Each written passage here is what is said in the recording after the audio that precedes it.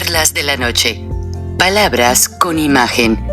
El análisis de los acontecimientos que influyen en nuestra vida con el periodista Francisco Durán Rosillo.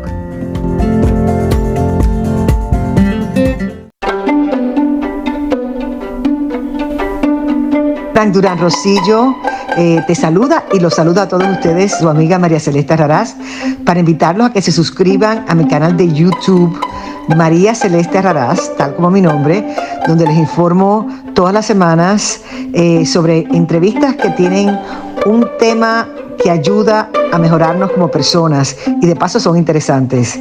Las pueden encontrar en mi canal de YouTube, así que los espero. Y se suscriben gratis. Los campechanos, amigos, tuvieron una manera muy campechana de protestar en contra del gobierno de la 4T.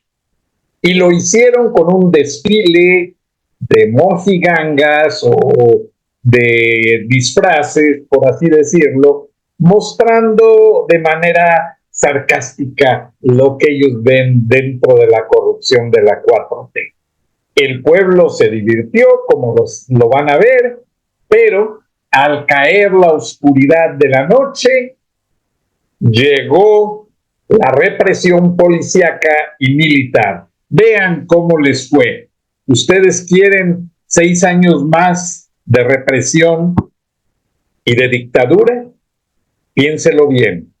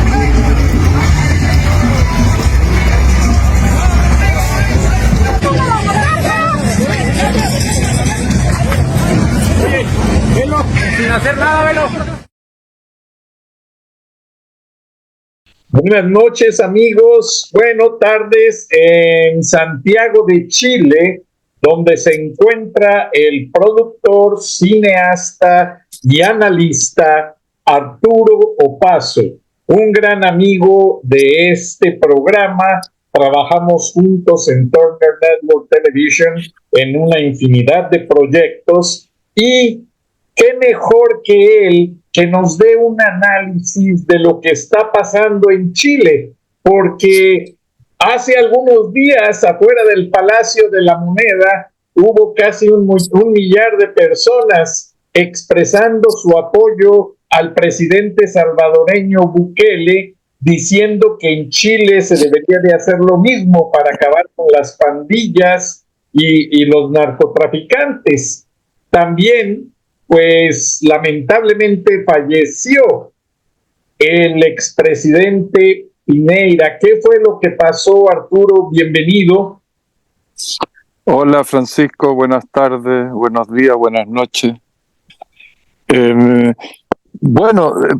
Tuvo un accidente en helicóptero, se cayó, estaba de vacaciones en el sur de Chile y tomó su helicóptero con un día de muy mal tiempo y como a los 2 minutos capotó su helicóptero. Él fue el único que falleció, había más gente en el helicóptero.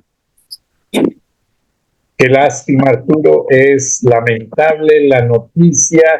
Y ahora en este momento, tú recuerdas, porque lo vivimos juntos, el señor Piñera pues era el socio mayoritario de un grupo televisivo muy grande, el cual tuvo que vender para poder ser presidente, Y yo recuerdo que en Chile la Comisión Calificadora de Cine y Televisión tenía hasta miembros de la Iglesia Católica porque eran muy cuidadosos del lenguaje y las imágenes fuertes en los medios masivos. Y nosotros teníamos que censurar en cierta forma películas pues que tenían escenas fuertes para que pudieran transmitirse en Chile y contar con la aprobación de la Comisión Calificadora. De hecho, a mí me mandaron hasta un libro que parecía una Biblia diciendo qué películas sí podían y qué películas no podían salir al aire y cuáles eran las escenas que les interesaba que no se hicieran públicas, no por materia de censura, sino que tú lo viviste,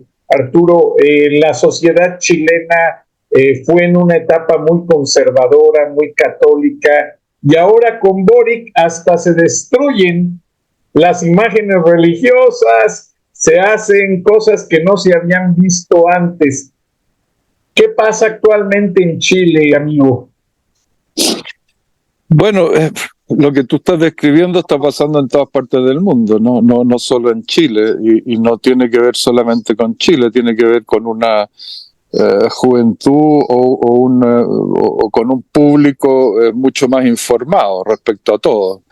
Respecto a lo que pasa, a lo que no pasa. Bueno, sabemos igualmente que los medios manipulan la información que le entregan a cada persona, pero en fin, es la manera en que nos informamos usualmente. Creo que es un fenómeno que está pasando en todo el mundo, no creo que sea un fenómeno solamente chileno. Lo que sí me gustaría comentar un poco es respecto a la figura de Sebastián Piñera, o sea, lo que ha pasado post su muerte y cómo Chile ha enfrentado esta situación. Primero que nada quiero decir que Sebastián Piñera era un típico empresario, si se le puede llamar empresario, porque nunca tuvo una empresa en realidad, sino que compañías que tenían que ver con finanzas, economía, etcétera.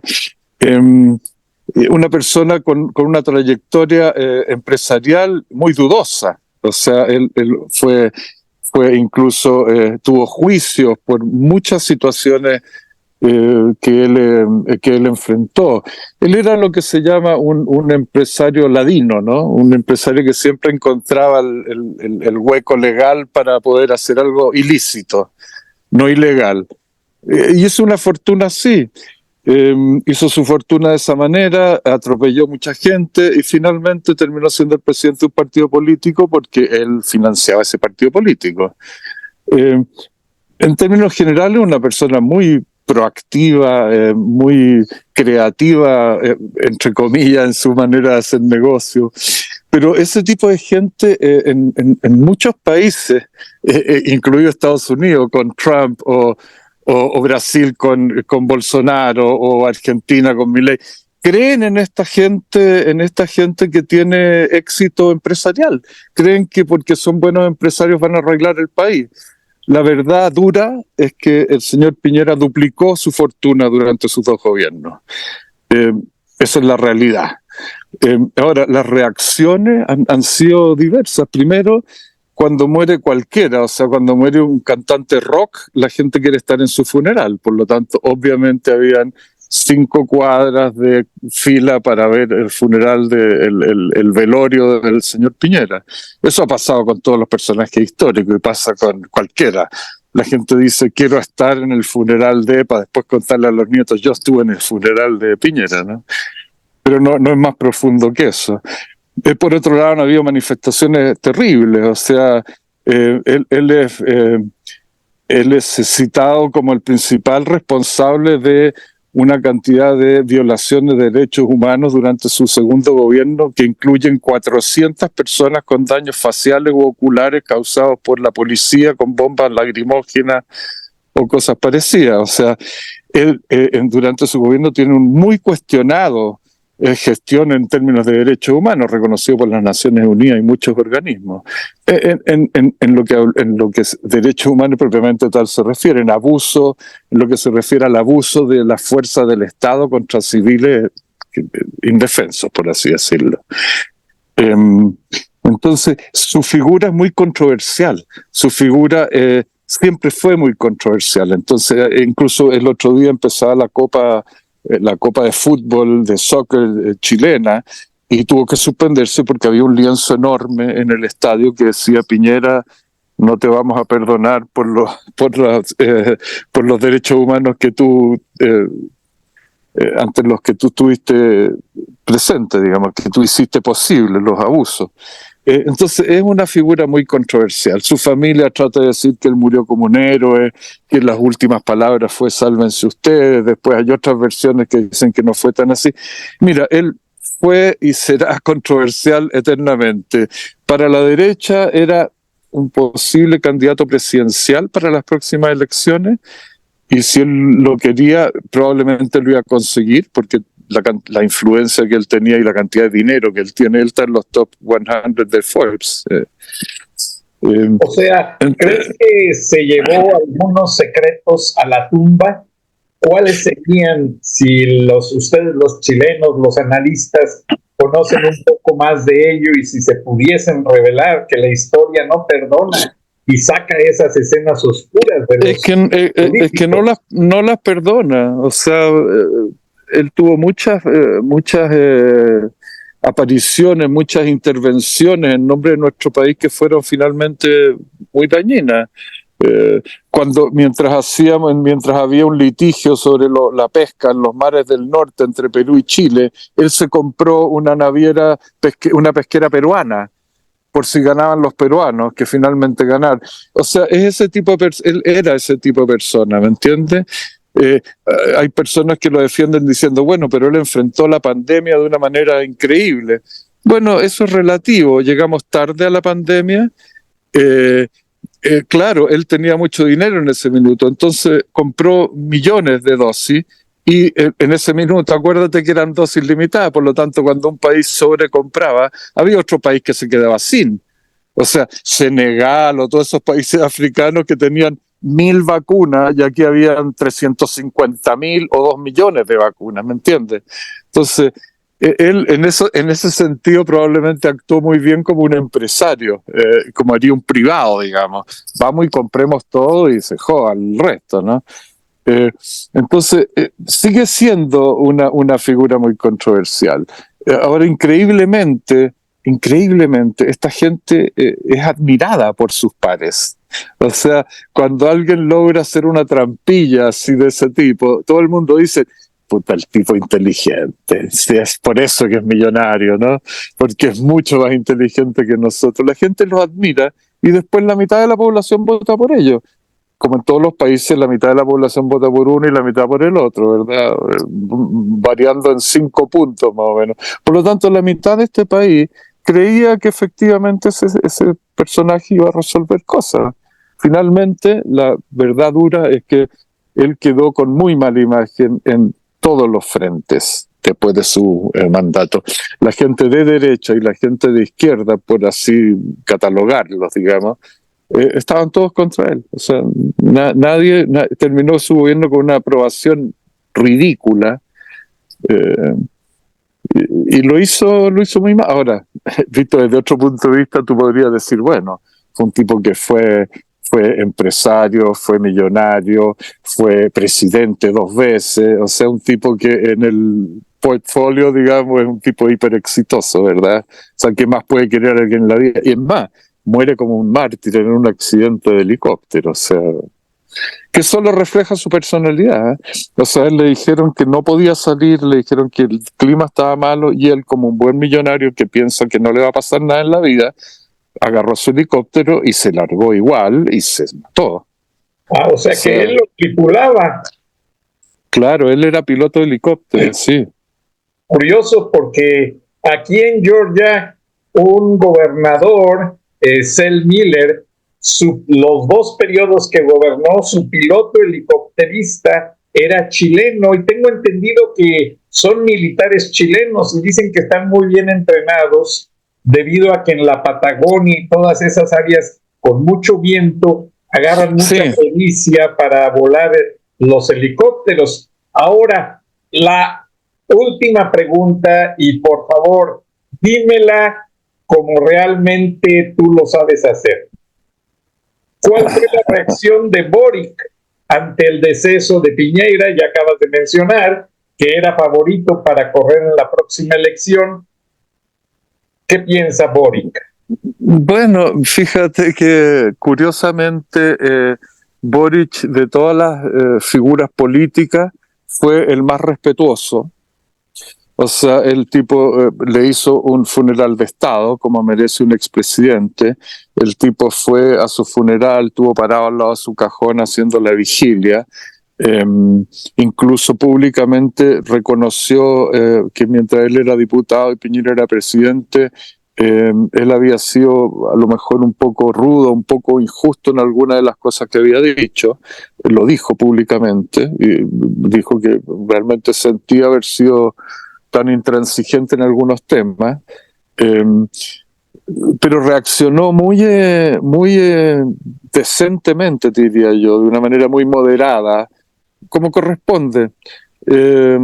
Fueron rivales políticos en un minuto, pero ¿sabes qué, Francisco? Fuera de todo esto, hay una reflexión que hay que hacer. Es lamentable que un ser humano muera de esa manera. Es lamentable que un ser humano deje una familia, independiente si son multimillonarios y quedaron más millonarios ahora, da lo mismo eso. El hecho de que un ser humano muera es terrible, no es bonito, en un accidente menos bonito.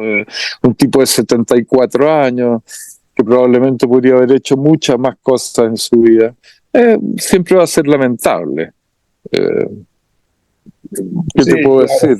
El resto de las opiniones, bueno, no sé, hay otro millonario muy famoso chileno, no chileno, americano, que tiene una reserva que donó 350.000 hectáreas o algo así al gobierno de Chile, que se llama Douglas Tompkins, un parque que se llama Pumalín. Piñera, cuando conoció el proyecto de ese proyecto, compró un fondo muy cerca y también es como un santuario de la naturaleza, una cosa enorme. Bueno, curiosamente, después de visitar a este señor millonario Tompkins también murió en un accidente y también murió por porfiado. Wow. Se fue en su kayak a hacer un tour un día que no se debía hacer, con ropa que no era, él era un outdoors total, era el dueño de North Face, o sea, él fue el creador de North Face, ese nivel el tipo fue con ropa común y corriente a hacer kayaking, se le dio vuelta el kayak y no pudo salir y se murió. Wow. Las coincidencias... Sí, yo creo que los millonarios muchas veces piensan que son inmunes a muchas cosas, ¿no? Incluida la muerte. Son muy atrevidos en todo lo que hacen, mucho más atrevidos que uno, obviamente. Seríamos millonarios, Francisco, si fuéramos más atrevidos. Exactamente. Bueno, fuimos atrevidos y no éramos millonarios, tú lo recuerdas. Fuimos atrevidos por otros, a cuenta de otros. Exactamente, grandes corporativos. Y bueno, qué buena vida nos dimos, hermano. Sí, eso sí. Oye, Arturo, y para cerrar, ¿qué pasa con Boric? ¿Sí está alineándose al Foro de Sao Paulo y al Foro de Puebla, o él está tomando su propia retórica, como que no quiere aceptar que Daniel Ortega y que Lula da Silva y que Nicolás Maduro le den injerencia dentro de su gobierno? Así lo veo desde acá. Lo veo un disidente de eso. Mira, tú sabes que yo soy un fan de Boric. Para mí es una persona moderada que ha hecho correctamente lo que ha tenido que hacer.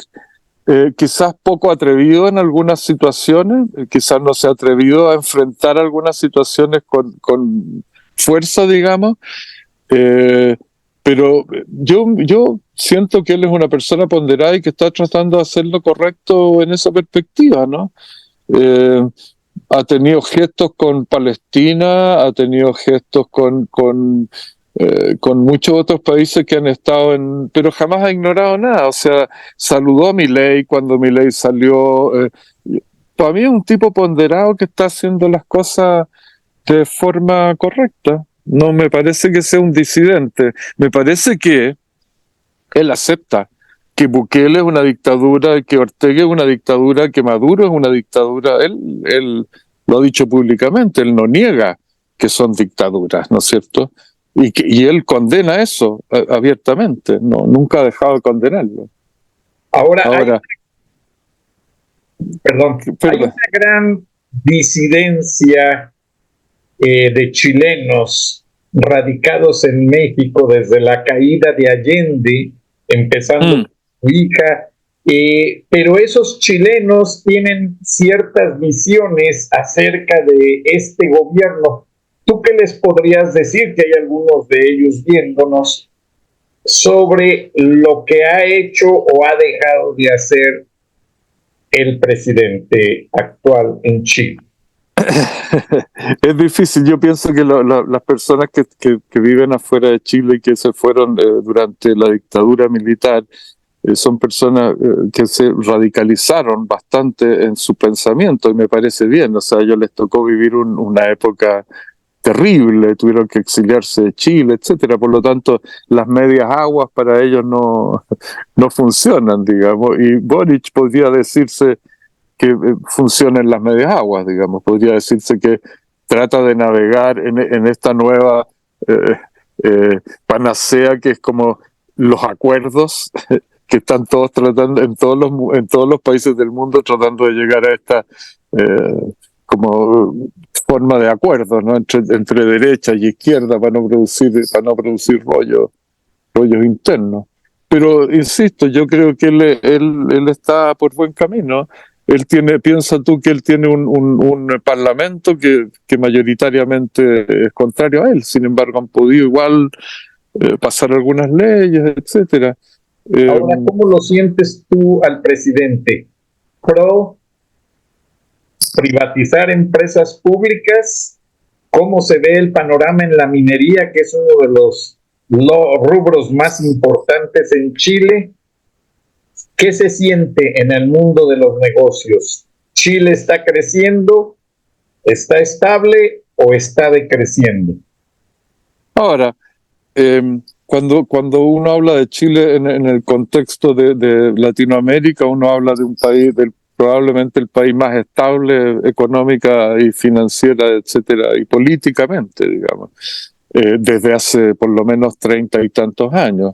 De manera tal de que eso, claro, tenemos una inflación moderada, tenemos un desempleo moderado, pero no son cifras espectaculares en ninguna dirección. Yo te diría que siguen un promedio de lo que han sido los últimos años nomás. No tiene que ver ahora, es que hay una cosa bien importante, que es que los gobiernos en Chile duran 4 años. 4 años es un periodo muy reducido para ser presidente. Es decir, tú te llevas los aplausos y las condenas de las cosas que hizo el presidente anterior, la mayoría de las veces. Esa es tu herencia, digamos. Así que las cosas propias, probablemente uno las ve después, digamos. O sea, igual como ahora, no sé, ahora si aparecen 100.000 casas que Piñera planificó y que las tiene que hacer Boric, va a ser una obra de Boric, ¿verdad? Y si el otro dejó una escoba internacional, un desarrollo internacional económico, lo va a pagar el presidente de turno, no el tipo que lo provocó. Así que en ese sentido, ¿qué quieres que te diga? Es complejo hacer una... ¿Cómo? ¿Crees que se pueda reelegir Gabriel Boric, apreciado Arturo? No creo. Entiendo que no se puede en Chile todavía, no estoy seguro de lo que te voy a decir, pero entiendo que todavía no podemos elegir un presidente 2 veces seguidas, digamos. De hecho, Piñera y Bachelet fueron con un periodo intermedio. Así que, pero sí, no sabría decirte, no existen figuras de izquierda muy fuertes, son todos bien jóvenes. Hay una ministra del Interior que es interesante, pero no hay mucho reemplazo ahí, ¿eh? Y todavía faltan casi 2 años, ¿no?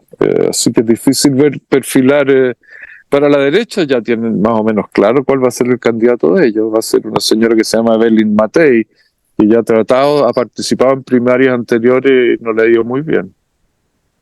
Ahora, Gabriel Boric es, si no junto con Bukele, uno de los presidentes más jóvenes de América Latina. Exactamente, sí. Está la polémica en este momento de que los presidentes longevos, refiriéndonos a el mexicano, Andrés López Obrador, y al presidente Biden, y al presidente Lula da Silva, y a Donald Trump, todos ellos son ya pues demasiado grandes, por no decir ancianos. Y estoy de acuerdo contigo, sí. ¿crees tú que Gabriel Boric represente ya la nueva camada, la nueva ola de jóvenes en los gobiernos, que posiblemente es lo que la población demanda en su totalidad en toda la región latinoamericana? Sí, yo creo que sí, absolutamente. De hecho, no sé, en alguna conversación anterior repasamos esto, ya se me olvidaron los números, pero en el mundo hay muchos presidentes, hay 5 o 6 presidentes que tienen 40 años o menos, y eso es un hecho. Ahora, sin duda, o sea, yo estoy totalmente de acuerdo en que los viejos ya no funcionan en el tema. Entiendo que hay temas que no se van a poder eliminar de raíz porque son endémicos en todos los países, como son la corrupción, por ejemplo, que no se va a poder, obviamente, destruir de un momento a otro hasta que realmente hayan penas ejemplarizadoras para los corruptos, ¿no es cierto? Cosa que no hay. La verdad es que la mayoría de los corruptos tienen tanto poder que nunca llegan a ser procesados ni nada, ¿no es cierto? Entonces, pienso que sí, definitivamente, ahora uno ve, claro, locos como Bukele, ¿no es cierto?, que agarran a todos los presos y los meten en una cárcel y con eso a todo el mundo se le olvida que es un dictador, ¿no es cierto?, como imagen internacional. Pero yo creo en no sé, en la ponderación. Trudeau también es un ejemplo, ¿no?, el canadiense, que llegó muy joven también a ser político y hizo una carrera política y tuvo unas presidencias bastante exitosas, si hablamos de dejar a Canadá en un sitial, digamos, en que no se pierda Canadá como potencia, ¿no?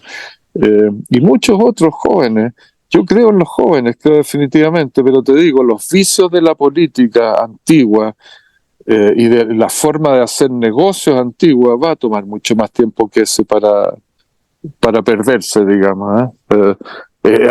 Tiene que existir una nueva moral al respecto, pero siempre van a estar los empresarios o la gente que va a lucrar, ¿no es cierto?, indebidamente, pues, sí, eso es inevitable. Ahora, Arturo, agradeciendo tu tiempo ya para cerrar, porque sé que eres un hombre muy ocupado, tu agencia de publicidad, tus proyectos fílmicos, ¿se le ha visto algún sesgo de corrupción a Gabriel Boric? Bueno, a él personalmente no, pero sí han habido unos casos muy graves de corrupción en gobiernos regionales, en el norte de Chile. Y en varias, ahora hay dos tipos de corrupciones, ¿no? Una es la corrupción política que se ha hecho que se hizo en el norte de Chile, donde hubo una gente incluso del partido de Boric que estuvo involucrada en desvío de platas de fundaciones y de corporaciones, lo que significó una fiscalización de todas las corporaciones y fiscalizaciones en Chile. Y se descubrió que la mayoría de ellas eran truchas, digamos, pero eso en todas partes del mundo. Las fundaciones y las corporaciones sirven para lavar plata, para desviar plata, para un montón de cosas, ¿no? Sí, esos casos de corrupción se han perseguido, hay gente que está detenida, pero está el otro tipo de corrupción que apareció mucho también, que es la corrupción de los alcaldes, que ya no es política, sino que independiente de los partidos políticos, ya no son conexiones políticas, ya son conexiones económicas, que hay, no sé, 10 alcaldes en juicio en este minuto por multimillonarios desvíos de fondos. Entonces, ¿qué quieres que te diga? Desgraciadamente la corrupción Yo pienso que nuestro sistema socioeconómico, la enfermedad de nuestro sistema socioeconómico es la corrupción. Y es lo que finalmente le dice a la gente que en realidad algo no está funcionando bien ahí, porque la corrupción, digamos, está en el nivel de generación de platas negras, como se llama, ya sea de tráfico de personas o drogas, lo que sea, ¿no es cierto?, sobre las cuales el sistema está funcionando, porque ese dinero obviamente está en los bancos y en todos lados y en las empresas constructoras. Y, bueno, no sé, si no hay una moral respecto a eso, no tenemos mucho... ¿Eh? Es un tejido social, ya en cada gobierno son parte de una postura que ya impera.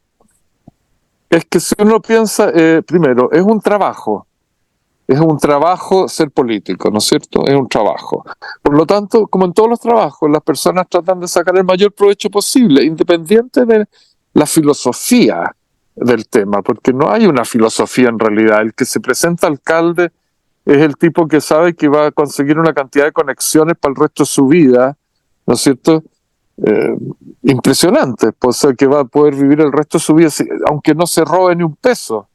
Él sabe que va a tener conexiones para el resto de su vida. Entonces, desde esa perspectiva, obviamente siempre van a haber pillines y la mayoría de la gente que se va a meter en eso va a ser gente que va a querer, que tiene es poca la gente que uno ve, ¿no es cierto?, con servicio público real, es muy poca. O sea, fíjate en lo que ha pasado incluso en las iglesias, ¿no? O sea, que eran como el reducto moral donde se ve corrupción y abusos y mil cosas que se han descubierto. Entonces vivimos en una sociedad un poco enferma con esos temas y no sé, de repente piensa que uno que es no sé, la distribución injusta y la manera en que estas cosas se ven al final, ¿no? Sigue habiendo poder, hay corrupción, alguien dijo por ahí, Arturo Paso. Y en nada más para que cierres el programa, porque tú eres un intelectual, ¿qué perspectiva tienen los chilenos que han vivido en México y que han regresado a Chile? ¿Y qué dicen de México? ¿Qué piensan? ¿Qué sienten que va a pasar con México?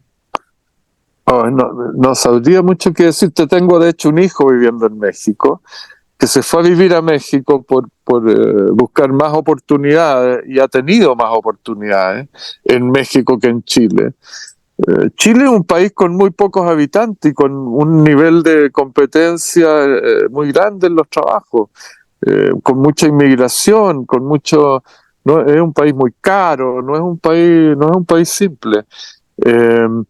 No sé, yo les diría a los que viven allá que se vengan, que aquí está lindo, pero aparentemente las cosas, no sé, por lo menos en el ámbito que trabaja mi hijo, le han funcionado mejor allá que acá. Yo creo que la imagen interna, por eso a mí no me gusta mucho opinar de las políticas de otros países, porque la imagen interna de la situación política es muy diferente a la percepción externa, porque la percepción externa, en primer lugar, depende de dónde yo me informo, ¿verdad? La realidad interna es enteramente distinta. Uno ve a la gente protestando, pero también, claro, porque a un medio le interesa mostrar eso. Pero, claro, uno ve, por ejemplo, los altos índices de delincuencia que se manifiestan, ¿no es cierto?, en todos los países del mundo, pero en Chile también. Pero la verdad es que yo voy a los lugares donde dicen que está todo pasando, el centro de la ciudad o más abajo de la ciudad o lugares así, yo no veo nada. Yo no veo nada, o sea, hay una exacerbación de un montón de fenómenos sociales porque los medios no tienen otras noticias, ¿no? Y porque los medios finalmente están financiados y los dueños son los que están en el poder, pues los que tienen o el poder político o el dinero, pues. Entonces es complicado, pero los jóvenes nos salvarán. Ojalá. Y mira, te comento el ejemplo de mi hijo. Mi hijo fue invitado a la Ciudad de México por uno de sus mejores amigos de la escuela de toda la vida, un chico judío, muy americano, muy buena gente. Él es matemático, trabaja para una de las más grandes redes sociales en el mundo y fue enviado a la oficina de México simplemente a estudiar los algoritmos, tú sabes, cuando hay algo que predomina, los trends y todo eso, y a convertirlo matemáticamente hacia dónde va exactamente cada tendencia, porque ellos saben que hay muchos granjas de bots en México que favorecen al gobierno actual, pero que no dicen la verdad. Entonces ya están estudiando eso, encaminado a saber hacia dónde realmente viene la elección presidencial en el próximo junio. A lo mejor esa misma red social irá a Chile cuando tengan elecciones y van a hacer lo mismo, porque ya esa red social no va a permitir el uso o la intervención de granjas de bots, porque lo consideran algo muy ilegal. Y bueno, Arturo, pues el tiempo se nos ha agotado. ¿Hay algo más brevemente que desees agregar? No, nada más, Francisco. Muchas gracias por la invitación y que nos vaya mejor a todos. Eso es lo único que puedo pedir. No, y el agradecido para México, y para Chile y para todo. Que hay gente en Chile, algunos de ellos mexicanos, chilenos, chilenos mexicanos, algunos otros chilenos puros como tú, que nos ven y que te mandan saludos. Arturo Paso, cineasta, productor ejecutivo de grandes comerciales de Chevrolet en las montañas, tanto en inglés como en español, que usted ve y la gente se imagina, esa camioneta tan linda está en la carretera a las montañas de Estados Unidos o de Canadá. No, es en Chile, en los grandes paradisíacos escenarios que tienen ellos. Te mandaban, tengo entendido, la camioneta hasta empacada para que nadie la viera. Así es, pues. Sí. Y ustedes la desempacaban para filmarla en esos montañas. Y después se envolvía nuevamente. Y se regresaba a Estados Unidos. Así es. Arturo, tienes tantas cosas que contarnos, como el día que nos platicaste de los mineros de Chile, que tú filmaste también. Hay mucha historia detrás de Arturo Paso.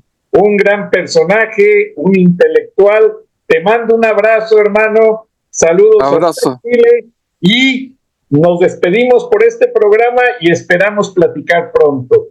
Arturo Paso, muchas gracias. Agradecemos el favor de tu atención. Buenas noches, buenos días. Nos vemos y nos escuchamos mañana. Hasta entonces. Chao, Francisco. Gracias. Las deportaciones de venezolanos se extienden por toda Europa. Las deportaciones de venezolanos se están extendiendo por todo el mundo. ¿Por qué? Esto es muy sencillo de explicar. Cuando tienes la conducta o la capacidad de creer que todo el mundo está obligado a darte, a ayudarte, a apoyarte, nada, vaya a exigir a tu país, porque nos hemos convertido en eso, en una carga para todos los países. Desde Alaska hasta la Patagonia somos una carga. No hablemos de España, no hablemos de Portugal y infinidad de países de la Unión Europea. Entonces llegan a reclamar derechos, llegan a querer imponer sus costumbres nefastas, llegan a un edificio y el único edificio, apartamento donde se escucha ruido donde ellos viven, quieren respetar el tránsito, las luces de los semáforos. Entonces, ¿cómo lo hacemos, hermano? No llegan con humildad, llegan a creer, a decirle a la gente, no, yo en mi país tenía 2 carros, 2 casas, yo soy ingeniero, soy arquitecto. Eso cae mal y llegan hasta con los zapatos rotos en muchas ocasiones. Entonces ya los países se están cansando, ya las políticas internas de los países ya han tomado decisiones duras, decisiones drásticas, que obviamente pues pagarán justo por pecadores porque no los podemos meter a todos en el mismo costal. La primera oleada de inmigrantes que salió fue la que abrió el camino y les creó una buena reputación. Pero como ahora ya se dieron cuenta que cualquier mequetrefe puede salir hasta sin pasaje, por ahí dando lástima, pues recorren muchísimos países y muchísimos kilómetros. Hay gente que se ha ido a los Estados Unidos sin un peso y están allá representando una carga fiscal, dando vergüenza, no quieren trabajar, no quieren hacer nada. Conocen todos los refugios, en New Orleans, en Boston, en Atlanta, en Detroit, donde estén, Entonces se van de un refugio para otro y pasan años y años y se llenan la boca diciendo que están en Estados Unidos y la familia en su país, quizás esperando que un día les ayuden. Y nada, porque muchos que se han ido, que uno les escribe, automáticamente no le responden, estoy en Atlanta, pero no te responden por qué. Porque están en un refugio. No les da vergüenza, gente joven, llena de vida. Porque esa fue la mentalidad que les metió la mortadela sideral, y entonces pues ahora ellos se acostumbraron a vivir la vida light, a que todo el mundo tiene que darles, a que es obligación. Pero si supieran que salen y les toca trabajar, entonces pues las cosas serían a otro precio. Y no dudemos mucho de que si en los Estados Unidos llega a ganar Trump, que es bastante probable, les voy a contar que van a llegar como llegaron los europeos después de la Segunda Guerra Mundial a América, incluyendo Venezuela misma, los Estados Unidos, en barcos por miles. Ese punto va a llegar porque es que ustedes cansan a todo el mundo, hermano. Ustedes tienen cansado a todo el mundo con su altanería, con su arrogancia, con su prepotencia, con ese ego que... Entonces, bueno, empezarán las deportaciones masivas de Europa, de Norteamérica, de América del Sur, que ya hay muchísimos países trabajando en ese tipo de cosas, por culpa de ustedes mismos, hermano.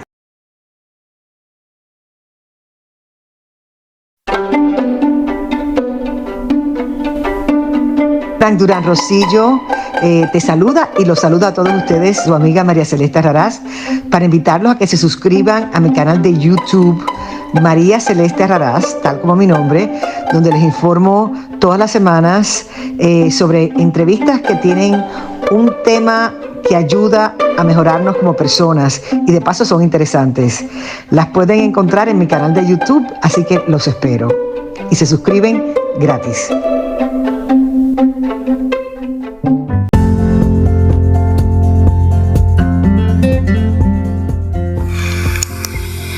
Escuchaste el análisis de la noticia, transparente como el agua, con el periodista Francisco Durán Rosillo.